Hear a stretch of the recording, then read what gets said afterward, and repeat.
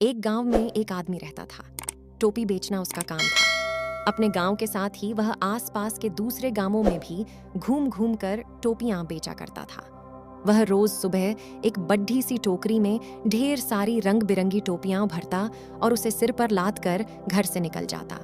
सांझ ढले सारी टोपियां बेचकर वह घर वापस आता था।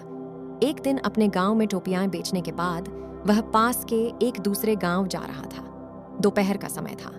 वह थका हुआ था और उसका गला भी सूख रहा था। रास्ते में एक स्थान पर कुआं देख वह रुक गया। कुएं के पास ही बरगद का एक पेड़ था, जिसके नीचे उसने टोपियों की टोकरी रख दी और कुएं से पानी निकालकर पीने लगा।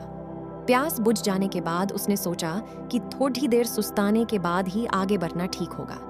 उसने टोकरी में से एक टोपी निकाली और पहन ली। फिर बरगद के पेड़ के नीचे गमछा बिछाकर बैठ गया।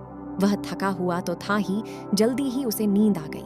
वह खर्राटे मारते हुए सो रहा था कि शोर शराबे से उसकी नींद उछट गई। आंख खुली तो उसने देखा कि बरगद के पेड़ के ऊपर ढेर सारे बंदर उछल कूद कर रहे हैं। वह यह देखकर चकित रह गया कि उन सब बंदरों के सिर पर टोपियां थीं।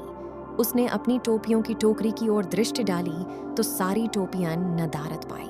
चिंता में वह अपना माथा पीटने लगा। सोचने लगा कि अगर बंदर सारी टोपियां ले गए तो उसे बड़ा नुकसान हो जाएगा। उसे माथा पीटता देख बंदर भी अपना माथा पीटने लगे।